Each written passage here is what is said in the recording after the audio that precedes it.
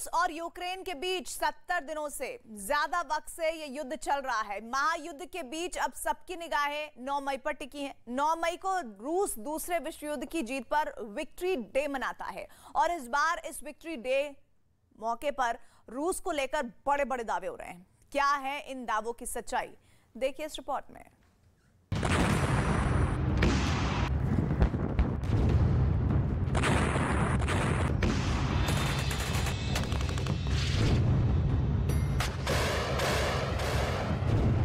Ukraine के खिलाफ रूस के हमले को 70 दिन से ज्यादा हो चुके हैं। रूस ने इस दौरान न सिर्फ कई इलाकों पर हमला बोला बल्कि कई इलाकों को पूरी तरह से तबाह भी कर दिया। लेकिन इन हमलों को अब भी रूस युद्ध नहीं मानता।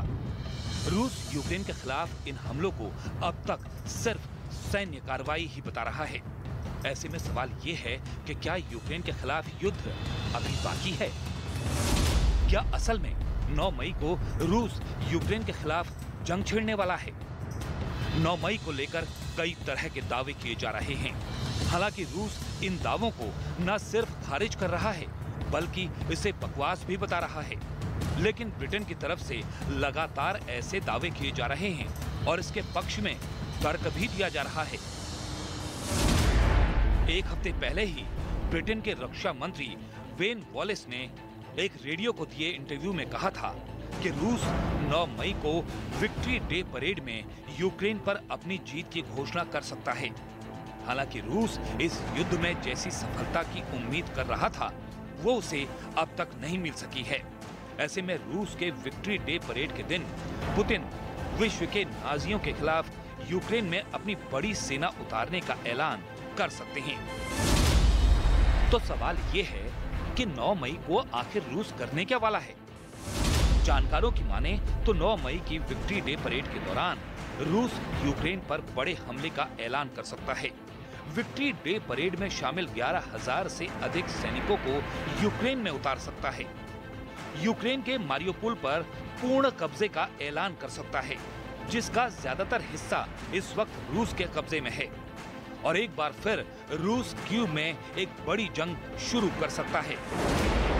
इसके पीछे बड़ी वजह ये है कि पिछले कई दिनों से यूक्रेन के पूर्वी हिस्से की घेराबंदी और आक्रामक हमलों के बाद अब रूस ने कीव पर भी फिर से हमले तेज कर दिए हैं। यूक्रेन के खिलाफ युद्ध शुरू होने के बाद से ही रूस की तरफ से ऐसे दावे की खबरें भी आती रही हैं कि रूस 9 मई तक इस युद्ध को खत्म करना चाहता है ताकि वो एक साथ 2 जीत का जश्न मना सके। लेकिन मौजूदा हालात में ऐसा होता नहीं दिख रहा। ऐसे में 9 मई को यूक्रेन के खिलाफ बड़े जंग के दावे सच के करीब माने जा रहे हैं। इस बीच कुछ जानकारों का इस युद्ध के बारे में कुछ अलग ही दावा है, जिनके मुताबिक पुतिन यूक्रेन के खिलाफ इस युद्ध को जानबूझकर लंबा खींचना चाहते हैं और परमाणु हमलों की धमकी पुतिन के इसी प्लान का हिस्सा है। ऐसे दावे करने वालों का मानना है कि रूस को इस वक्त एक बड़े युद्ध की जरूरत है। जानकार मानते हैं कि युद्ध में नेटो देशों की भागीदारी से पश्चिम और उसके विरोधी देशों के बीच तनाव बढ़ेगा, जिसका असर दुनिया पर पड़ेगा और ऐसे में सबका ध्यान रूस से हटकर दूसरे देशों या मुद्दों पर पड़ जाएगा। वहीं रूस को लगता है कि युद्ध के बड़ा होने पर कई नेटो देश इससे दूरी बना सकते हैं और नेटो 2 धड़ों में बढ़ सकता है। नेटो के युद्ध में शामिल होने से रूस के लोगों में पुतिन के पक्ष में देशभक्ति वाला माहौल बन सकता है। तर्क ये भी है कि अगर नेटो युद्ध में शामिल हुआ और रूस की हार होती है तो पुतिन के पास अपने लोगों को जवाब देने के लिए ज्यादा तर्कपूर्ण जवाब होंगे। लेकिन रूस के पक्ष में ऐसे दावों की कागजी और जमीनी हकीकत में बहुत फर्क है। ऐसे में इस तरह के दावे अभी और वक्त की मांग करते हैं। 9 मई अब बेहद नजदीक है।